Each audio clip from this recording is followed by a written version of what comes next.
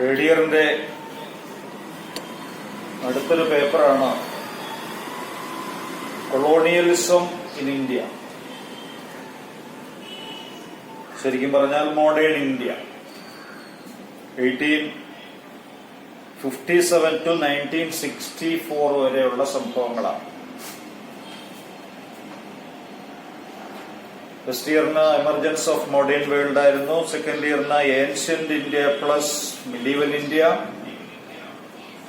Third ഇയറിന് വരുമ്പോ India ചരിത്രത്തിന്റെ ആധുനിക ഇന്ത്യ എന്ന അറിയപ്പെടുന്ന ഭാഗമാണ്.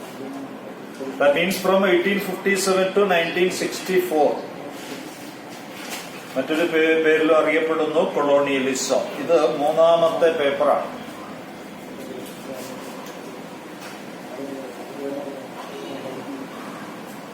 അപ്പോ ഈ പേപ്പറിൽ നമുക്ക് വേണ്ടുന്ന കാര്യങ്ങളാണ്. ഈ പേപ്പറിൽ വേണ്ടുന്നത് 1857 മ്യൂട്ടണി തന്നെയാണ് ഒന്നാമത്തെ ചാപ്റ്റർ. 1857 സിപ്പായി മ്യൂട്ടണി, ഗ്രേറ്റ് റെവല്യൂഷൻ. അവിടെ തുടങ്ങി നെഹ്റു ഇറ വരെ കൊണ്ടെത്തിക്കുന്നു. അപ്പോൾ ഇതിനിടയ്ക്ക് എന്തൊക്കെയാണ് ഇന്ത്യയിൽ സംഭവിച്ചത് എന്നുള്ളതാണ് ഏറ്റവും പ്രാധാന്യത്തോടുകൂടി മനസ്സിലാക്കേണ്ടത്. 1857 വിപ്ലവത്തിൽ തുടങ്ങി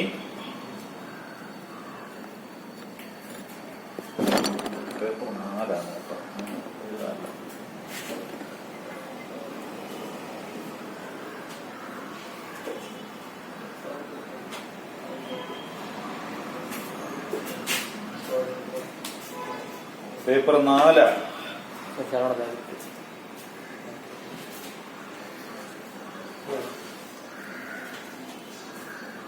paper 1 emergence of modern world, paper 2 social formation, paper 3 historiography, paper 4 colonialism, paper 5 Kerala history, paper 6 international relationship. ഇതാണ് മെയിനിന്റെ പേപ്പർ. 14ാമത്തെ പേപ്പറാണ് കൊളോണിയലിസം ഇൻ ഇന്ത്യ അല്ലെങ്കിൽ മോഡേൺ ഇന്ത്യ. 1857 തുടങ്ങുന്നു. So what happen after 1857 in India? ഒന്നാം സ്വാതന്ത്ര്യ സമരം ബ്രിട്ടീഷുകാർ അടിച്ചമർത്തുന്നു. അതിന്റെ കാരണങ്ങളൊക്കെ നമുക്ക് ഈ എസ്സേ എടുക്കുമ്പോൾ കൂടുതൽ പഠിക്കാം. ഒന്നാം സ്വാതന്ത്ര്യ സമരം ബ്രിട്ടീഷുകാർ അടിച്ചമർത്തിയപ്പോൾ പിന്നെ നമുക്ക് കാണുന്ന രണ്ടാമത്തെ എസ്സേ എന്ന് പറയുന്നത് ക്യൂൻ വിക്ടോറിയാസ് പ്രൊക്ലമേഷൻ. 1858 വിക്ടോറിയ രാജ്ഞിയുടെ വിളംബരം. പിന്നെ വരുന്നത് നമ്മൾ പരാജയത്തെ കുറിച്ചൊക്കെ പഠിച്ചു വന്നു. നമുക്കിവിടെ ദേശീയതയുണ്ടായി. Causes for the rise of nationalism in India എന്നുള്ളതാണ്. നമുക്ക് ദേശീയത ഉണ്ടാവാനുള്ള കാരണങ്ങൾ എന്തെല്ലാം. പിന്നെ വരുന്നത് 18th and 19th സെഞ്ചുറി സാമൂഹിക മതപരിഷ്കരണ പ്രസ്ഥാനങ്ങൾ, socio religious movements in India. പിന്നെ വരുന്നത് ഇന്ത്യ അണ്ടർ ബ്രിട്ടീഷ് റൂൾ എന്ന പോയിന്റില് Lord Lytton, the administrative system of Lord Lytton, Ripon, Curzon. പിന്നെ വരുന്നത് ബ്രിട്ടീഷുകാരുടെ അഡ്മിനിസ്ട്രേഷനിൽ ഇന്ത്യയിലെ വിദ്യാഭ്യാസത്തിനുണ്ടായ പ്രോഗ്രസും മറ്റു കാര്യങ്ങളാണ്. അതിനുശേഷം വരുന്ന റൈസ് ഓഫ് എക്സ്ട്രീമിസം എന്നുള്ളതും പിന്നെ rise of communalism. Rise of extremism and rise of communalism. Then Minto Morley ഭരണപരിഷ്കാരങ്ങൾ എന്ന് പറയും. 1909 മിന്റോ മോർലി റിഫോംസ്.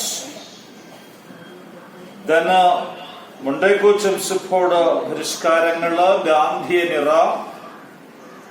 ഗാന്ധിനിറയിൽ വരുമ്പോൾ Khilafat agitation, Rowlatt act, Jallian Walabagh massacre, non cooperation movement, Chauri Chaura event, Simon commission, then Gandhian civil disobedience movement, round table conference ഒക്കെയാണ് ഗാന്ധിയൻ ഇറയിൽ പ്രധാനപ്പെട്ട point.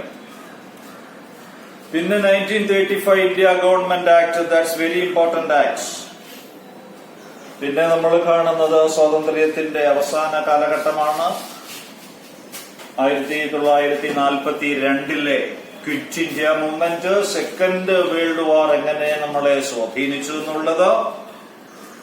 അവസാനം നമുക്ക് സ്വാതന്ത്ര്യം കിട്ടുന്നു. We achieved independence from British control in 1947. പിന്നെ നമുക്ക് നാട്ടുരാജ്യങ്ങളുടെ സംയോജനം, integration of princely states under the full control of Sardar Vallabhbhai Patel, the airman of India, the first Home Minister of India. അദ്ദേഹത്തിന്റെ ശ്രമഫലമായി നടന്ന നാട്ടുരാജ്യങ്ങളുടെ സംയോജനവും ഭരണഘടന എഴുതി ഉണ്ടാക്കി നിലവിൽ വരുന്നതും, ഫസ്റ്റ് പ്രധാനമന്ത്രിയായിട്ട് ജവഹർലാൽ നെഹ്റു വരുന്നതും, ജവഹർലാൽ നെഹ്റുവിന്റെ ഭരണപരിഷ്കാരങ്ങളും കൂടി ആകുമ്പോൾ ഈ പേപ്പർ അവസാനിക്കും. നെഹ്റു ഇറ വരെയാണ് ഈ paper. Second year economics main എടുത്ത് പഠിക്കുന്ന കുട്ടികൾക്കുള്ള സെക്കൻഡ് ഇയറിന്റെ സബ് പേപ്പറാണിത്. തേർഡ് ഇയറിന്റെ മെയിൻ കുട്ടികൾക്ക്, ഹിസ്റ്ററി മെയിൻ കുട്ടികൾക്കുള്ള കൊളോണിയൽസ്. സോ ഫസ്റ്റ് എസ്സേ നമുക്ക് എടുക്കാം. ഇത്രയും സിലബസ് മനസ്സിലാക്കുക. സിലബസ് ഫസ്റ്റ് ടൈം സിലബസ് മനസ്സിലാക്കുക. From 1857 our first war of independence, അവിടെ തൊട്ട് നെഹ്റു ഇറ വരെയാണ് syllabus. So we take the first essay. 1857 revolt. 1857 revolt നമ്മളെ സംബന്ധിച്ചിടത്തോളം, the case of India or Indian historians calculating this is first war of independence against British authority, our great revolt, മഹത്തായ വിപ്ലവം എന്നൊക്കെയാണ് അതിനെ നമ്മൾ വിശേഷിപ്പിച്ചത്. എന്താന്ന് ചോദിച്ചാൽ, the first time Indians was their hands against British company. That's importance. ആദ്യമായി നമ്മൾ ബ്രിട്ടീഷുകാർക്കെതിരെ ശബ്ദം നല്ല രീതിയിൽ ഉയർത്തി. ഇതിനു മുമ്പേ ഉയർത്തിയിട്ടുണ്ട് പല സ്ഥലങ്ങളിൽ പല ടൈമുകളിൽ.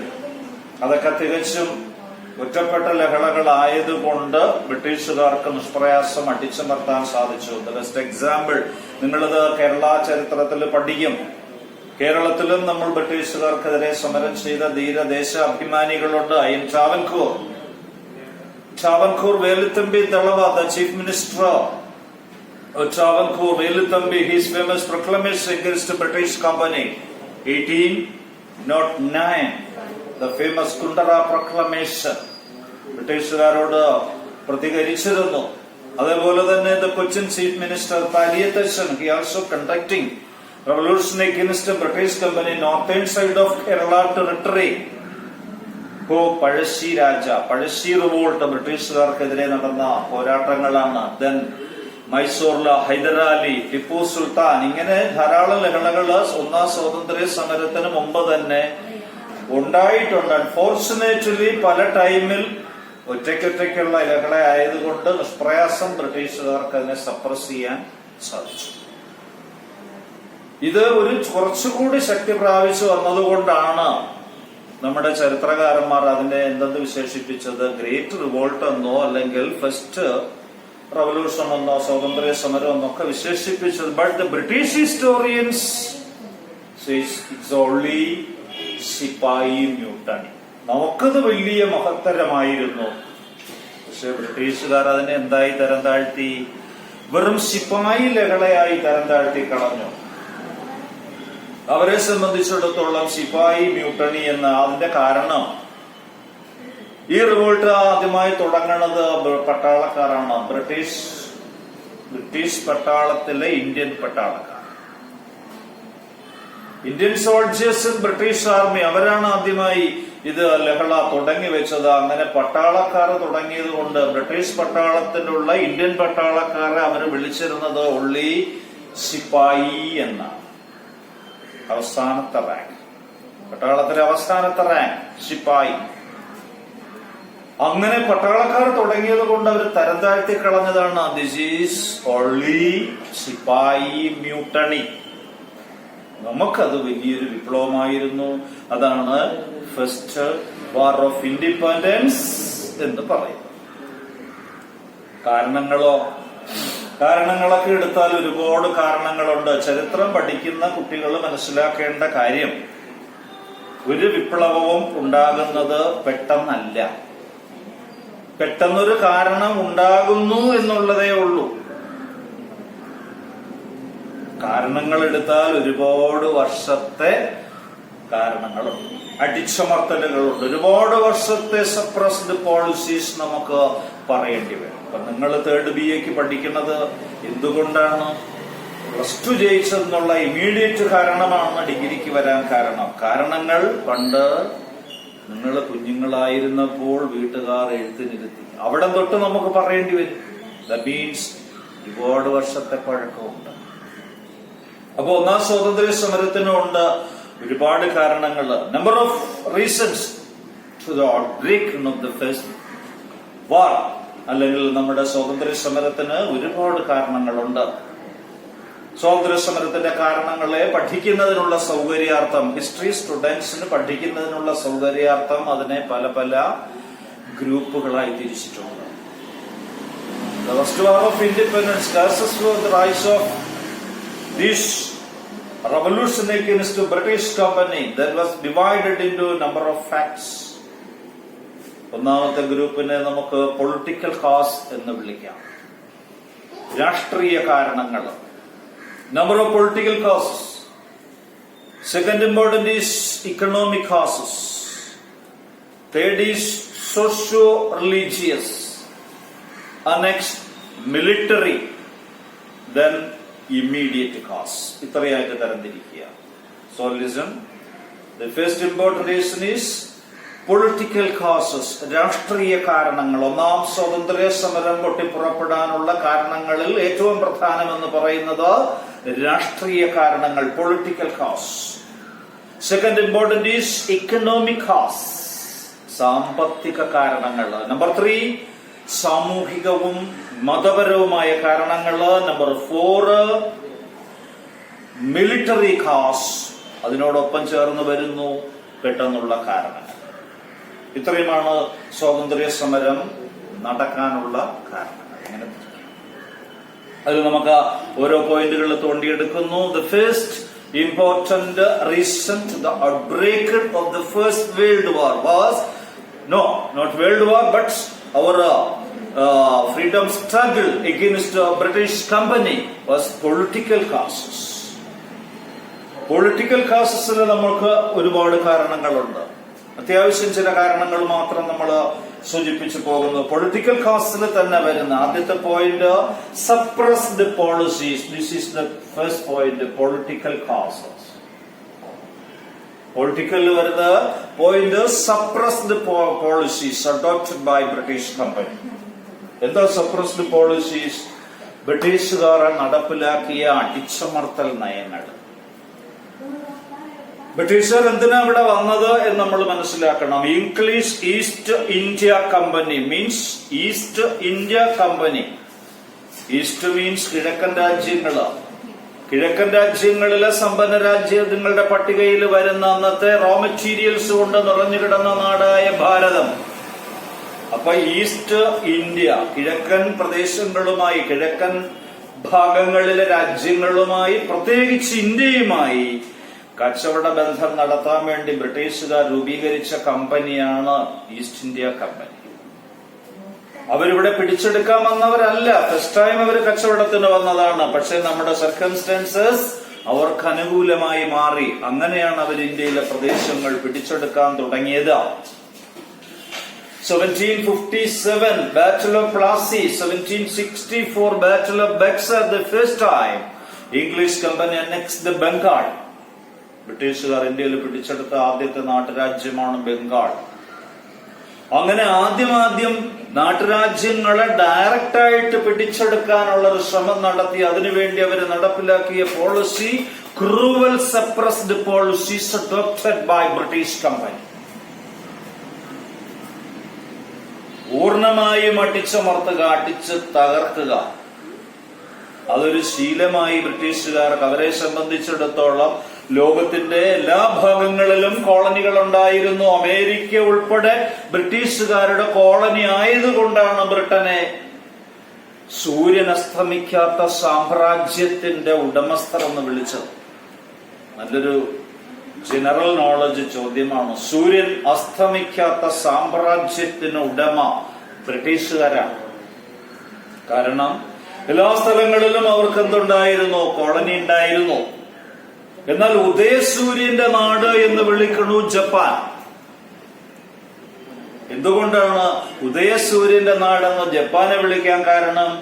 Second world war, the second world war 1939 to 45 second world വാർ. ഈ സെക്കൻഡ് വേൾഡ് വാറിന്റെ ലാസ്റ്റിൽ നമ്മൾ കാണുന്നത് ജപ്പാനിലെ ഹിരോഷിമയിലും നാഗസാക്കിയിലും അമേരിക്ക ആറ്റം ബോംബ് വർഷിച്ചു. അങ്ങനെ അമേരിക്ക ആറ്റം ബോംബ് വർഷിച്ചപ്പോൾ ജപ്പാൻ തകർന്ന് തരിപ്പണമായി. വേണമെങ്കിൽ നമുക്ക് ഈ ഭൂമുഖത്തുനിന്ന് തന്നെ ഇല്ലാതായി എന്ന് പറയാം.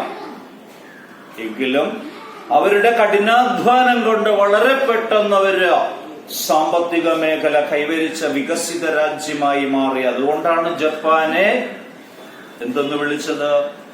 ഉദയസൂര്യന്റെ നാട് എന്ന് വിളിച്ചത്. പെട്ടെന്നുള്ള ഉയർച്ച. എന്തിനധികം പറയുന്നു, ലോകം ഇന്ന് അന്തം വിട്ടു നിൽക്കുന്ന കൊറോണ വൈറസ് പോലും അധികം പടരാതെ പിടിച്ചു നിർത്തിയ രാജ്യമാണ് ജപ്പാൻ. അവിടുത്തെ ജനങ്ങളുടെ സാംസ്കാരികമായ ഉയർച്ചയാണ് അതിന് കാരണം. അപ്പൊ ഇവിടെ ബ്രിട്ടീഷുകാരുടെ സപ്രസ്ഡ് പോളിസീസ്, അടിച്ചമർത്തൽ നയത്തില് ഏറ്റവും പ്രധാനപ്പെട്ട പൊളിറ്റിക്കൽ കോസസിൽ വരുന്നതാണ് എന്താണ്? Suppressed policies adopted by British company or annexation policies adopted by British company. അതെങ്ങനെയാണ് നമുക്കൊന്ന് വിശദീകരിക്കാമോ? ചില ഭരണാധികാരികൾ ശരിക്കും സപ്രസ്ഡ് പോളിസി അഡോപ്റ്റ് ചെയ്തപ്പോൾ ചില ഭരണാധികാരികൾ അതിലൂടെ തന്ത്രങ്ങളും ആവിഷ്കരിച്ചു. ഡിപ്ലോമാറ്റിക് വിക്ടറി, അവിടെയാണ് പ്രാധാന്യം. ചിലര് ഡയറക്റ്റ് പിടിച്ചെടുക്കൽ നയം, ചിലരോ ഡയറക്റ്റ് പിടിച്ചെടുക്കൽ നയം പ്ലസ് തന്ത്രങ്ങൾ ആവിഷ്കരിച്ചു. അങ്ങനെ ആവിഷ്കരിച്ച തന്ത്രശാലിയായ ഗവർണർ ജനറൽ ആയിരുന്നു Lord Dalhousie. Dalhousie's policy of annexation is known as Doctrine of Lapse. ദത്താവകാശ നിരോധന നിയമം. ഇന്ത്യയിലെ നാട്ടുരാജ്യങ്ങളെ ഡയറക്റ്റായിട്ട് തന്ത്രപരമായി പിടിച്ചെടുക്കാൻ വേണ്ടി കൊണ്ടുവന്ന സിസ്റ്റമാണ് ഡോക്ട്രിൻ ഓഫ് സ്ലാബ്സ് അല്ലെങ്കിൽ ദത്ത അവകാശ നിരോധന നിയമം. എക്സ്പ്ലനേഷൻ അതിൽ തന്നെ ഉണ്ട്. ദത്താവകാശ നിരോധന നിയമം. കുട്ടികളെ ദത്തെടുത്ത് ഇനി നാട്ടുരാജാക്കന്മാർക്ക് രാജാവാകാൻ പറ്റില്ല. ന്യായമായ അവകാശം ഇല്ലാതെ വരുമ്പോ കുട്ടികളെ ദത്തെടുത്ത് രാജാവാക്കാൻ പാടില്ല. That means this act strictly prohibited adopted sons. മനസ്സിലായില്ലേ? കുട്ടികളെ ദത്ത് ഏതെങ്കിലും ഒരു കാരണവശാൽ ഏതെങ്കിലും നാട്ടുരാജ്യത്തിൽ ന്യായമായ അനന്തരാവകാശം ഇല്ലാതെ വന്നാൽ കുട്ടികളെ ദത്തെടുത്ത് രാജാവാക്കാൻ പറ്റില്ല. ആ പ്രദേശം ഡയറക്റ്റ്ലി ആർക്ക് കൊടുക്കണം? ഇംഗ്ലീഷുകാർക്ക് കൊടുത്തുകൊള്ളണം, അങ്ങ് ചേർത്ത് കൊള്ളണം. അതാണ് ഡൽഹൌസീസ് പോളിസി ഓഫ് അനെക്സേഷൻ, ദത്താവകാശ നിരോധന നിയമം. അതുപോലെ വെല്ലസ്ലി പ്രഭു കൊണ്ടുവന്നു സബ്സിഡിയറി സിസ്റ്റം, സൈനിക സഹായ വ്യവസ്ഥ. ഇന്ന് അമേരിക്ക ലോകത്ത് നടപ്പിലാക്കിക്കൊണ്ടിരിക്കുന്ന ഈ സിസ്റ്റമാണ്. സഹായിക്കാനെന്ന് പറഞ്ഞു വരും, അവരുടെ പട്ടാളത്തെ അവിടെ കൊണ്ടിടും, അവരുടെ ചെലവെല്ലാം അതാത് രാജ്യങ്ങൾ നോക്കിക്കൊള്ളണം. സംരക്ഷണം എന്ന പേര്. സോ രണ്ടാമത്തെ പോയിന്റ് ആണ്. ഫസ്റ്റ് പോയിന്റ് ഈസ് പൊളിറ്റിക്കലിലെ ഫസ്റ്റ് പോയിന്റ് സപ്രസ്ഡ് പോളിസീസ്. അതിന്റെ എക്സാമ്പിൾ ആണ് Dalhousie's policy of annexation is known as Doctrine of Lapse, and Wellesley's policy of annexation is known as subsidiary system.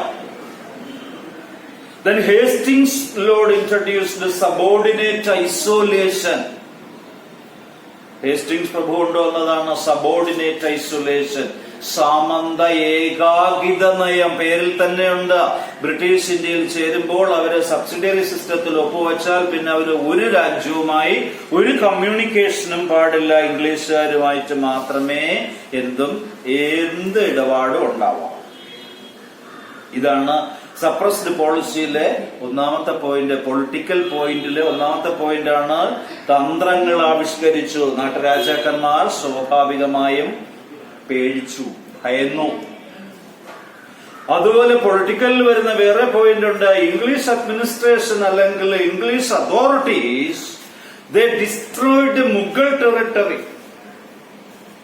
The English administration completely destroyed Mughal territory and they annexed Ayodhya to British Company. Both the Hindus and the Muslims rose their hands against the British Company. Because point is, English Company annexed, അല്ലെങ്കിൽ they destroyed Mughal territory and they annexed Ayodhya to British Company. Mughal സാമ്രാജ്യത്തെ തകർക്കുകയും അയോധ്യയെ British ഇന്ത്യയിൽ ലയിപ്പിക്കുകയും ചെയ്തപ്പോൾ ഹിന്ദുക്കളും മുസ്ലിങ്ങളും അതിനെതിരെ സമരം ചെയ്യാൻ തുടങ്ങി, അല്ലെങ്കിൽ ബ്രിട്ടീഷുകാർക്കെതിരെ ശക്തമായി പ്രതിഷേധിക്കാൻ തുടങ്ങി. മുഗൾ സാമ്രാജ്യത്തെ തകർത്തത് മുസ്ലിങ്ങളുടെയും അതുപോലെ തന്നെ അയോധ്യ എന്ന് പറയുന്ന ഹോളി പ്ലേസ്, ഇന്നത്തെ ദിവസത്തിന് പ്രാധാന്യമുണ്ട്, തകർക്കപ്പെട്ട ശ്രീരാമന്റെ ക്ഷേത്രം ഇന്ന് അവിടെ പണി തുടങ്ങുകയാണ്. അപ്പൊ അതുപോലെ തകർക്കപ്പെട്ട അയോധ്യയെ ബ്രിട്ടീഷുകാർ പിടിച്ചെടുത്തത് ഹിന്ദുക്കളുടെ എതിർപ്പിന് കാരണമായത് ഹോളി പ്ലേസ് ആണ്. ഹിന്ദുവിനെ സംബന്ധിച്ചിടത്തോളം അയോധ്യ ഹോളി പ്ലേസ്. അതുപോലെ അടുത്ത പോയിന്റ് എന്ന് പറയുന്നത് ബ്രിട്ടീഷ് അഡ്മിനിസ്ട്രേഷൻ എന്ത് ചെയ്തു എന്നറിയോ? മുഗൾ ഫാമിലി മെമ്പേഴ്സ് ആയ അല്ലെങ്കിൽ രാജാവായ Bahadur Shah second and other Mughal family members shifting palace to Qutub Minar. Mughal രാജകുടുംബാംഗങ്ങളായ അല്ലെങ്കിൽ മുഗൾ രാജാവായ ബഹദൂർ ഷാ രണ്ടാമനെയും ആ കുടുംബാംഗങ്ങളെയും പാലസിൽ നിന്നും കുത്തബ് മീനാറിലേക്ക് കുടിയൊഴിപ്പിച്ചു.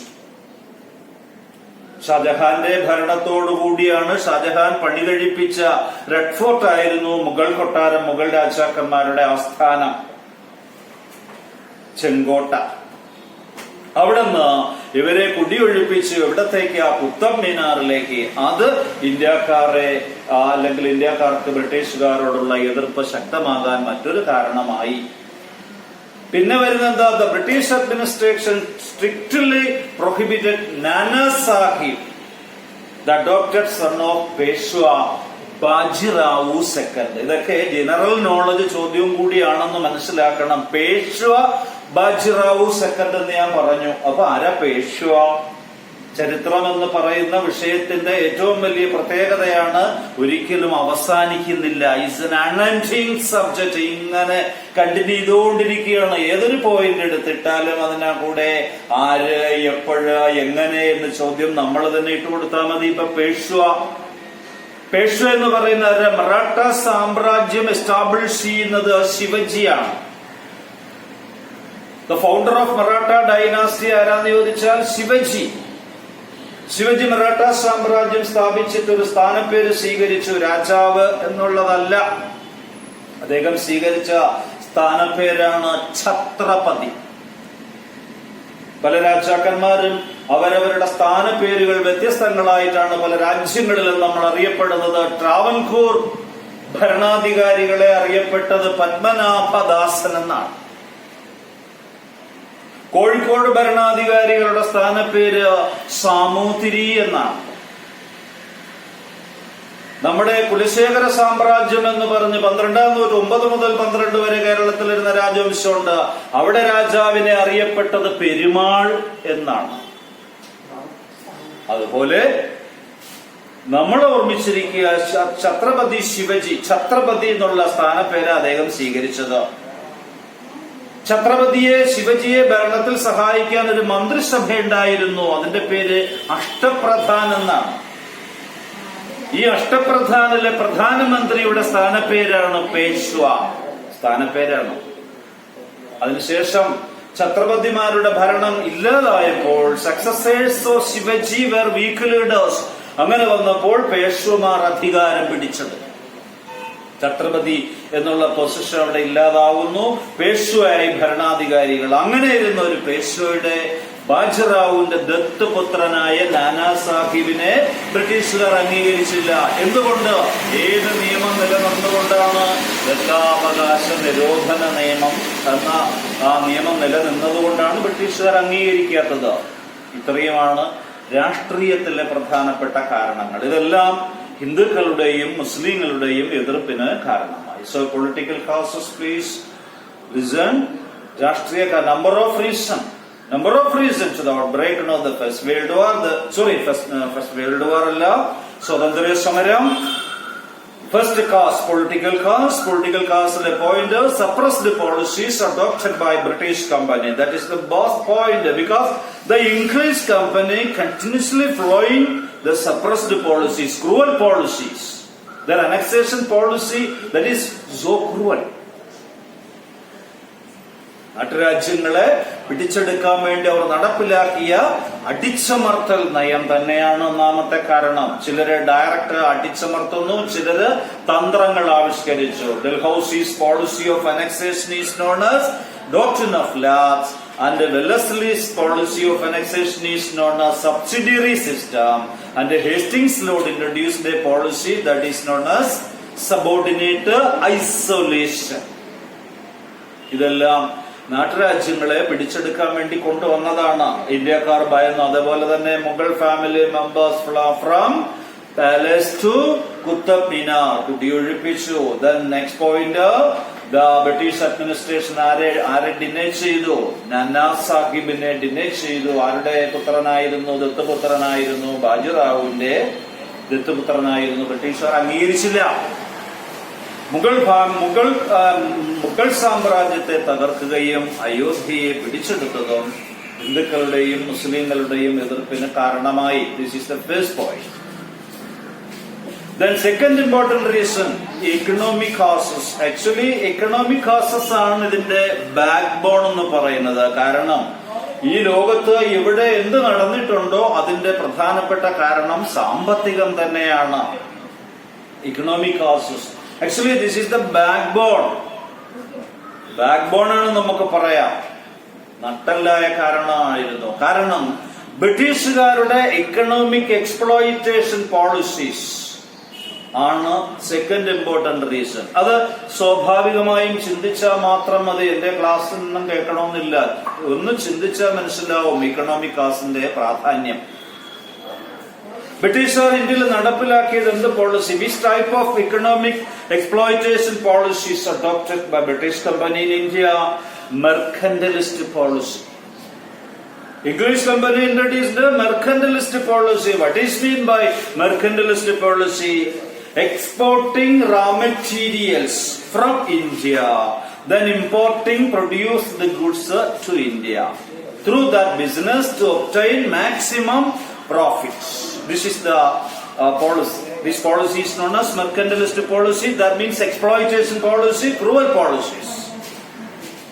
ഇന്ത്യയെ പോലുള്ള റാ മെറ്റീരിയൽസ് കൊണ്ട് നിറഞ്ഞു കിടന്ന രാജ്യങ്ങളിൽ നിന്നും റാ മെറ്റീരിയൽസ് കംപ്ലീറ്റ് എവിടെ കൊണ്ടുപോകുന്നു? ഇംഗ്ലണ്ടിലേക്ക് കൊണ്ടുപോകുന്നു. എന്നിട്ട് അത് ഇംഗ്ലണ്ടിൽ കൊണ്ട് ചെന്നിട്ട് അതിനെ പ്രൊഡ്യൂസ്ഡ് ഗുഡ്സ് ആക്കുന്നു. ആ പ്രൊഡ്യൂസ്ഡ് ഗുഡ്സിനെ വീണ്ടും ഇന്ത്യയിൽ കൊണ്ടുവന്ന് ഭീകര വിലയ്ക്ക് വിറ്റഴിച്ചു. അതുകൊണ്ട് എന്തെല്ലാം നേട്ടം അവർക്കുണ്ടായി, നമുക്കെന്ത് കോട്ടമുണ്ടായി എന്ന് നമ്മൾ ചിന്തിച്ചാൽ മതി. റാ മെറ്റീരിയൽസ് കൊണ്ടുപോയി. റാ മെറ്റീരിയൽസ് ഇംഗ്ലണ്ടിൽ കൊണ്ടുപോയതാണ് ഇംഗ്ലണ്ടിൽ ഇൻഡസ്ട്രിയൽ റവല്യൂഷൻ ഉണ്ടാവാൻ കാരണം. മറ്റൊരു പേപ്പറിൽ നിങ്ങൾക്ക് പഠിക്കാം. ഇൻഡസ്ട്രിയൽ റവല്യൂഷൻ, വ്യാവസായിക വിപ്ലവം. ഫസ്റ്റ് ഇയറിന് പഠിച്ചതാണ് വ്യാവസായിക വിപ്ലവം. ശരിയല്ലേ? റാ മെറ്റീരിയൽസ് കൊണ്ട് ഇംഗ്ലണ്ട് നിറഞ്ഞു. അവിടെ തൊഴിലാളികളുടെ ഷോർട്ടേജ് ഉണ്ടായി. റാ മെറ്റീരിയൽസിനെ പ്രൊഡ്യൂസ്ഡ് ഗുഡ്സ് ആക്കണം. അങ്ങനെയാണ് അവിടെയുള്ള ഭരണാധികാരികൾ ബുദ്ധിജീവികളെ പ്രോത്സാഹിപ്പിച്ച് പല പല മെഷീനറികൾ കണ്ടുപിടിക്കാൻ കാരണമായത്. അതാണ് എന്തെന്ന് പറയുന്നത്? ഇൻഡസ്ട്രിയൽ റവല്യൂഷൻ എന്ന് പറയുന്നത്. Like this, ഇവിടെ എന്താ സംഭവിച്ചത്? English company completely raw materials export ചെയ്തു, ദെൻ പ്രൊഡ്യൂസ്ഡ് ഗുഡ്സ് ഇവിടെ ഇമ്പോർട്ട് ചെയ്തു. അപ്പൊ എന്തെല്ലാം ദോഷങ്ങളാ? എല്ലാവരും അവരുടെ ഉൽപ്പന്നങ്ങൾ മേടിക്കാൻ തുടങ്ങി. കാരണം ക്വാളിറ്റി കൂടിയതാണ്, ഫാക്ടറിയിൽ നിന്ന് വരുന്ന ഉൽപ്പന്നമാണ്. ഫാക്ടറിയിൽ നിന്ന് വരുന്ന ഉൽപ്പന്ന മേഖല തകർന്നു, ഇവിടെയുള്ള ഇൻഡസ്ട്രി തകർന്നു, കൈത്തൊഴിൽ മേഖല തകർന്നു. എല്ലാ സാധ്യതകളും അടഞ്ഞത് എന്തിന് കാരണമായി? അൺഎംപ്ലോയ്മെന്റിന് കാരണമായി. അൺഎംപ്ലോയ്മെന്റ് ദാരിദ്ര്യത്തിന് കാരണമായി. ദാരിദ്ര്യം സമരം ചെയ്യാൻ കാരണമായി. പട്ടിണി, എത്ര ദിവസം പട്ടിണി കിടക്കും? അത് എന്തിന് കാരണമാകുന്നു? ആ ദാരിദ്ര്യം സമരത്തിന് കാരണമാകുന്നു. സോ ലിസൺ, ഓർമ്മിക്കുക, ബ്രിട്ടീഷുകാരുടെ ഇക്കണോമിക് എക്സ്പ്ലോയിറ്റേഷൻ പോളിസീസ് ഏത് മേഖല എടുത്താലും അവർ നടപ്പിലാക്കിയത് സാമ്പത്തിക ചൂഷണം. അവർക്ക് ഇന്ത്യയിലെ ആളുകളെ നോക്കേണ്ട കാര്യമില്ല. അവർ കൊളോണിയലിസമാണ്. നമ്മുടെ പേപ്പറിന്റെ പേര് പോലും കൊളോണിയലിസം എന്നാണ്. കോളനി എന്ന് വെച്ചാൽ എന്താണ്? ഒരു രാജ്യത്തിന്റെ അധീനതയിൽ ഇരിക്കുന്ന ഭൂപ്രദേശത്തെയാണ് കോളനി എന്ന് പറയുന്നത്. മനസ്സിലാക്കണം. അപ്പൊ കൊളോണിയലിസമാണ് ഈ ബ്രിട്ടീഷുകാരുടെ കോളനി വാഴ്ച ഇന്ത്യയില്. അപ്പൊ അവരൊക്കെ തന്മക്കൾ എന്ന് മാത്രമേ പൊന്മക്കളാവൂ. അവർക്കിപ്പോ ഇന്ത്യക്കാരെ നന്നാക്കേണ്ട കാര്യമില്ല. അതുകൊണ്ട് എന്താ ചെയ്ത? 100% ഇവിടെ സപ്രസ്ഡ് പോളിസിയും എക്സ്പ്ലോയിറ്റേഷൻ പോളിസിയും നടപ്പിലാക്കിയപ്പോൾ നമ്മളുടെ എല്ലാ സാമ്പത്തിക രംഗവും തകർന്നു. അഗ്രികൾച്ചർ സെക്ടർ തകർന്നു, ഇൻഡസ്ട്രി തകർന്നു. ഇതെല്ലാം ഇന്ത്യയിലെ എല്ലാ പ്രദേശങ്ങളും ബ്രിട്ടീഷുകാർ പിടിച്ചെടുത്തപ്പോൾ അഗ്രികൾച്ചറിന്റെ കുത്തകയും അവരുടേതായി. തേയില ഫാക്ടറികളെല്ലാം അവരുടെ കുത്തകയായി. അവര് നിർമ്മിച്ചു. അതിന്റെ ഫലമായി എന്താ സംഭവിച്ചത്? കൊടിയ ദാരിദ്ര്യം ഇവിടെ ഉണ്ടാകുന്നു. അതാണ് സാമ്പത്തിക കാരണം. മൂന്നാമത്തെ മനസ്സിലായിട്ടാണോ എന്ന് ഞാൻ വിശ്വസിക്കുന്നു. ഒന്നാമത്തെ പോയിന്റ് നമ്മൾ പഠിച്ചത് 1887 1857 revolt. First reason political cause. Second കാരണമാണ് ഇപ്പൊ ഞാൻ പറഞ്ഞത് ഇക്കണോമിക് കോസ്. 3ഉം 4ഉം പോയിന്റ് ചേർത്താണ് വരുന്നത്. സോഷ്യലും റിലീജിയനും. Just for a common sense, ചെറിയൊരു കോമൺ സെൻസ് ഉപയോഗിച്ചാൽ ഇതൊന്നും കിടന്ന് കാണാതെ പഠിക്കേണ്ട പോയിന്റുകളല്ല. എന്താണ് സോഷ്യലും റിലീജിയനും തമ്മിൽ അങ്ങനെ നമുക്ക് ഒരുമിച്ച് വരുമെന്ന് നമുക്കൊന്ന് പരിശോധിക്കാം. ബ്രിട്ടീഷുകാർ ഇവിടെ നടപ്പിലാക്കിയ പരിഷ്കാരങ്ങൾ എന്തൊക്കെ ആയിരിക്കണം? പ്രോഗ്രസീവ് ആയിരുന്നു. ഒരുപാട് പരിഷ്കാരങ്ങൾ ഇവിടെ കൊണ്ടുവന്നു. ഒരുപക്ഷെ നമ്മുടെ നാട്ടിലുള്ള സാമൂഹിക മത പരിഷ്കരണ പ്രസ്ഥാന നേതാക്കന്മാരുടെ സപ്പോർട്ടും കൂടി ഉണ്ടായപ്പോഴാണ് അവർ നടപ്പിലാക്കിയത്. ബെസ്റ്റ് എക്സാമ്പിൾ സതീ സമ്പ്രദായമൊക്കെ തന്നെ നമുക്ക് നോക്കാം. സതീ സമ്പ്രദായത്തിന് വിലക്കേർപ്പെടുത്തുന്നത് 1829 അന്നത്തെ ബ്രിട്ടീഷ് ഗവർണർ ജനറലായ വില്യം ബെന്റിക് പ്രഭുവാണ്. വെറുതെ നിർത്തലാക്കിയതല്ല. പിന്നെയോ രാജാറാം മോഹൻ റായിയെ പോലുള്ള socio religious reform movements dedicated works against അനാചാരം ആൻഡ് ഇറഗുലർ കസ്റ്റം. ആ സമരങ്ങളാണ്, അല്ലെങ്കിൽ ആ പ്രവർത്തനങ്ങളാണ്, അവരുടെ സാമൂഹികമായ പ്രവർത്തനങ്ങളാണ് ഇവിടെ സതീ സമ്പ്രദായം പോലുള്ള പഴയ അനാചാരങ്ങൾ നിർത്താൻ കാരണം. പക്ഷെ എന്താ സംഭവിച്ചതോ? ബ്രിട്ടീഷുകാർ പ്രോഗ്രസീവാണ്, അവര് മോഡേൺ ആണ്. ഇന്ത്യയെ സംബന്ധിച്ചിടത്തോളം majority Indians are conservative parties. അതാ സംഭവിച്ചത്. ഇന്ത്യയിലെ ജനങ്ങളിലെ ഭൂരിഭാഗവും കൺസർവേറ്റീവ് ആയിരുന്നു, യാഥാസ്ഥിതികരായ ഇന്ത്യക്കാർക്ക് ബ്രിട്ടീഷുകാർ നടപ്പിലാക്കിയ പരിഷ്കാരങ്ങളെ അതിൻ്റെതായ രീതിയിൽ ഉൾക്കൊള്ളാൻ സാധിച്ചു. ശരിയല്ലേ? വിദ്യാഭ്യാസമുള്ള ആൾക്കാരും വിദ്യാഭ്യാസം ഇല്ലാത്ത ആൾക്കാരും തമ്മിലുള്ള വ്യത്യാസം അതാണ്. വിദ്യാഭ്യാസം ഉള്ളവനെന്നും ഉദയസൂര്യനെ പോലെ അല്ലെങ്കിൽ സൂര്യനെ പോലെ തിളങ്ങി നിൽക്കുന്നു. അതാണ് വിദ്യാഭ്യാസത്തിന്റെ ആ സ്വാധീനം എന്ന് പറയുന്നത്. അല്ലാതെ വിദ്യാഭ്യാസം ഇല്ലാത്തവൻ എവിടെയും ഇല്ലാതായി പോകുന്നു, അല്ലെങ്കിൽ സമൂഹത്തിന്റെ മുന്നിൽ അവൻ ഒന്നുമല്ലാതാകുന്നു. എവിടെയും എത്തിച്ചേരാനുള്ള പവർ അവനില്ലാതെ വരുന്നു. That's the importance of education. അതുകൊണ്ടാണ് പഠിക്കണം എന്നല്ല കുട്ടികളോടും പറയുന്നത്. ഇന്നത്തെ പത്രത്തിലെ അല്ലെങ്കിൽ നിങ്ങളിരിക്കുന്ന മൊബൈലുകളിലൊക്കെ വരുന്ന ന്യൂസുകളിൽ ഏറ്റവും പ്രധാനപ്പെട്ട ന്യൂസുകൾ വന്നുകൊണ്ടിരിക്കുന്നത് വളരെ കഷ്ടപ്പെട്ട് പഠിച്ച IAS-ഉം IPS-ഉം ഒക്കെ നേടിയ കുട്ടികളുടെ പടങ്ങളാണ്.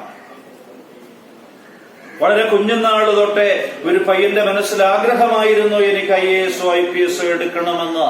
ഒരു ഫയർമാനായി ജോലി ചെയ്യുന്ന ഒരു ചെറുപ്പക്കാരൻ എത്തിച്ചേർന്നിരിക്കുന്നു. പറയുന്നുണ്ട്, കഴിഞ്ഞ വർഷം എനിക്ക് പോയതാ, ഞാൻ വിട്ടില്ല. മീൻസ് ഡെഡിക്കേറ്റഡ് വർക്ക് വേണം എന്ന് നമ്മൾ ചിന്തിച്ചാൽ നമുക്ക് അവിടെ എത്തിച്ചേരാൻ. The best philosophy of Napoleon Bonaparte, the French autocratic leader, his policies, nothing is impossible. അസാധ്യമായി ഒന്നും തന്നെയില്ല എന്ന് പറഞ്ഞ ഭരണാധികാരിയാണ്. അതേസമയം ലോകത്തെ കിടുകിട വിറപ്പിച്ച ഭരണാധികാരിയായിരുന്നു നെപ്പോളിയൻ ബോണപ്പാർട്ട്. നെപ്പോളിയന്റെ കൊട്ടാരത്തില് കുട്ടികളുടെ കളിപ്പാട്ടങ്ങളായിരുന്നു മറ്റു രാജ്യങ്ങളിലെ സാമ്രാജ്യങ്ങളിലെ രാജാക്കന്മാരുടെ കസേര, സിംഹാസനങ്ങൾ. അത്ര ശക്തനായിരുന്നു Napoleon Bonaparte. His philosophy, that's very important, nothing is impossible. So അതുകൊണ്ട് നമുക്ക് എല്ലാത്തിനെയും പോസിബിൾ ആക്കാവുന്നുള്ളതേ ഉള്ളൂ. ഈ ഒരു വർഷം കൂടെ കഴിയുമ്പോൾ നിങ്ങൾക്കും നല്ല മാർക്ക് മേടിച്ച് ഏതെങ്കിലും ഒരു IAS കോച്ചിങ് സെന്ററിൽ പോയി കുറച്ച് പൈസ അടച്ച് ഡെഡിക്കേറ്റഡ് വർക്ക് ചെയ്താൽ നിങ്ങൾക്കും അവിടെ എത്തിച്ചേരാം.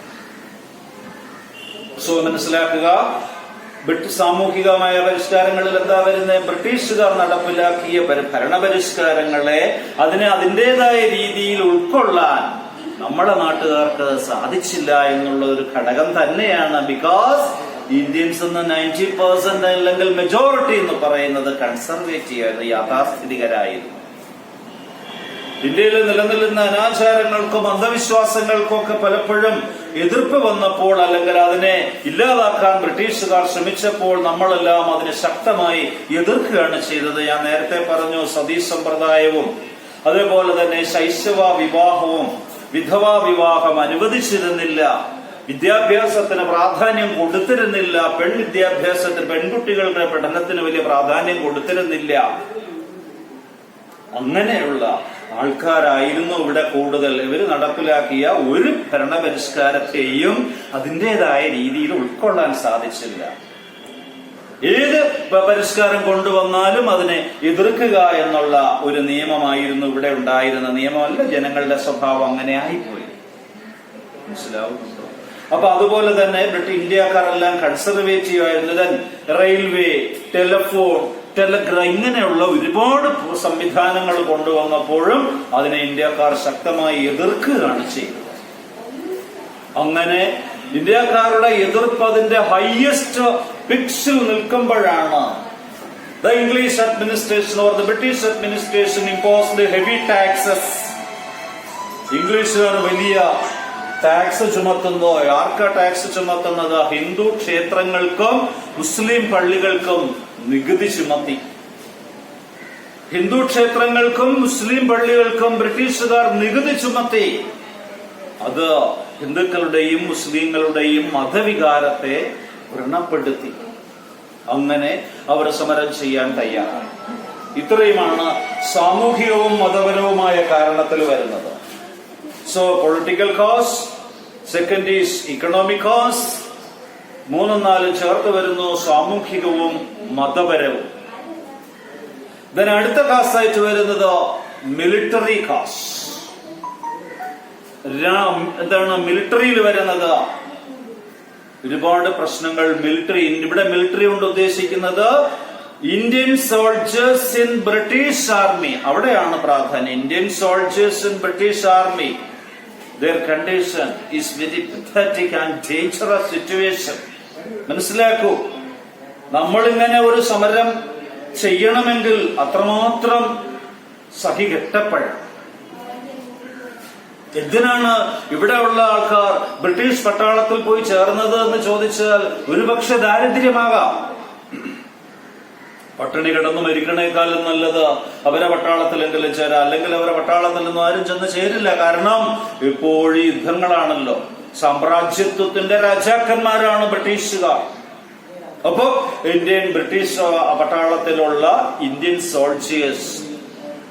their condition is very pathetic situation. വളരെ pathetic ആയ ഒരു അവസ്ഥയായിരുന്നു നമുക്ക് അവിടെ കാണാൻ സാധിക്കുന്നത്. Dangerous situation. Number 1 point is അവരെ കൊടുത്തിരുന്ന റാങ്ക്, മിലിറ്ററിയിലെ റാങ്ക് എന്ന് പറയുന്നത് വെറും സിപ്പായി ആയിരുന്നു. സിപ്പായി means lowest rank in military. അതുകൊണ്ട് പട്ടാളക്കാർ ആരംഭിച്ചത് കൊണ്ടാണല്ലോ ഇംഗ്ലീഷ് ഹിസ്റ്റോറിയൻസ് അതിനെ എന്തെന്ന് വിളിച്ചത്? സിപ്പായി മ്യൂട്ടണി എന്ന് വിളിച്ചത്. സിപ്പായി മ്യൂട്ടണി എന്ന് വിളിച്ചത്. സോ മനസ്സിലാക്കൂ. അപ്പൊ Indian soldiers in British army they were known as sepoys. എന്നിട്ടോ ഈ പട്ടാളക്കാർക്ക് ലോ സാലറിയാ കൊടുത്തിരുന്നത്, മോശപ്പെട്ട യൂണിഫോം, താമസ സൗകര്യങ്ങൾ പോലും നേരെയില്ല. ഇവർക്ക് എപ്പോഴും യുദ്ധമാണ്. ബ്രിട്ടീഷുകാർ ഇങ്ങനെ കോളനി വാഴ്ച ലോകത്തെമ്പാടും നടത്തിക്കൊണ്ടിരിക്കുകയല്ലേ. അവിടങ്ങളിൽ അത്രയും പോയി നിരന്തരം വിശ്രമമില്ലാതെ യുദ്ധം ചെയ്യേണ്ടുന്ന സാഹചര്യം. So condition too much difficulties, low salary, low യൂൺ അല്ലെങ്കിൽ ലോ വളരെ വളരെ മോശപ്പെട്ട അവസ്ഥയിലേക്കുള്ളൊരു പോക്കായിരുന്നു നമുക്ക് അവിടെ കാണാൻ സാധിച്ചത്. അങ്ങനെ ഡിസ്കണ്ടന്റ്, ആക്ച്വലി ഇവിടെ നമ്മൾ പറയുന്ന വാക്ക് അതാണ്, discontent among these Indian soldiers. അവരുടെ അസംതൃപ്തി അത്രയ്ക്കായിരുന്നു. അപ്പൊ ഈ ഡിസ്കണ്ടന്റ് ആണ് അവരെ കൊണ്ട്, ഒരു പട്ടാളക്കാരെ കൊണ്ടൊരു ലഹള ഉണ്ടാക്കാൻ കാരണമായത്. അങ്ങനെ ശരിക്കും ടോട്ടലി അവർ ഡിസ്കണ്ടന്റ് ആയിട്ടിരിക്കുന്ന ഒരു അവസ്ഥയിലാണ് ബ്രിട്ടീഷുകാർ പുതിയൊരു തോക്ക് കൊണ്ടുവരുന്നത്. എൻഫീൽഡ് ഗൺ എന്നാണ് അതിന്റെ പേര്. ഈ എൻഫീൽഡ് ഗണ്ണിന്റെ പ്രത്യേകത എന്തായിരുന്നല്ല, അതിന്റെ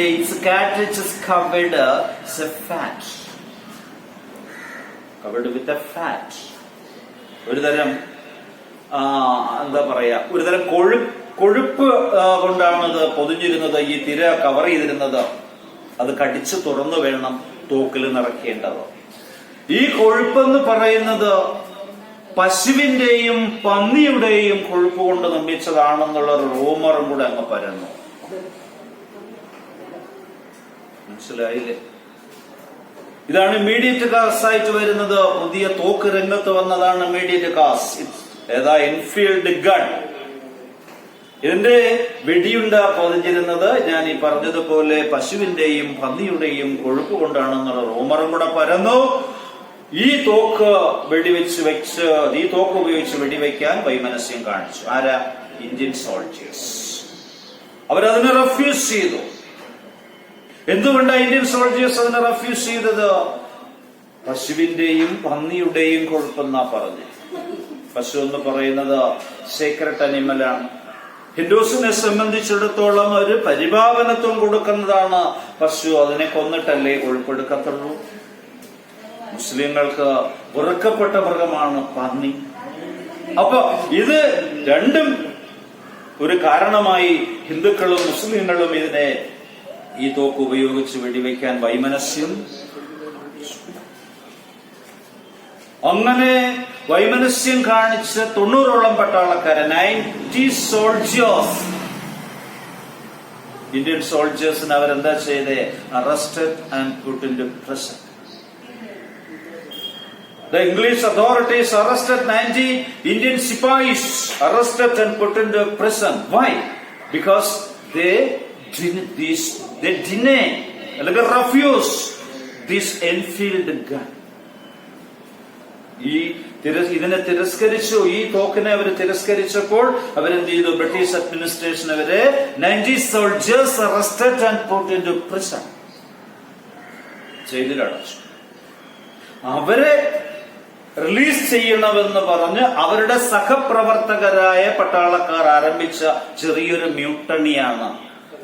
ഉത്തർപ്രദേശിലെ മീററ്റില് ആരംഭിച്ച ചെറിയൊരു മ്യൂട്ടണിയാണ് എന്തായി കലാശിച്ചത്? 1857 റിവോൾട്ടായി കലാശിച്ചത്. 1857 മഹത്തായ വിപ്ലവമായി കലാശിക്കുന്നത്. അങ്ങനെ ചെറിയൊരു വിപ്ലവം. ഈ വിപ്ലവകാരികൾ 90 സോൾജേഴ്സ്, അവരോടൊപ്പം ബാക്കിയുള്ളവരും കൂടെ ചേർന്നപ്പോഴാണ് അതിനൊരു സ്വാതന്ത്ര്യ സമരത്തിന്റെ രീതി വരുന്നത്. ചില നാട്ടുരാജാക്കന്മാർ കൂടി അതിനെ സപ്പോർട്ട് ചെയ്തു. Jhansi Rani Lakshmibai, Nanasahib, Tantia Tope, the last Mughal leader Bahadur Shah second. അവിടെ ഒരു ചോദ്യം മനസ്സിലാക്കണം. Last leader of Mughal dynasty Bahadur Shah second, but the last great leader ചോദിച്ചാൽ ഔറംഗസീബ്.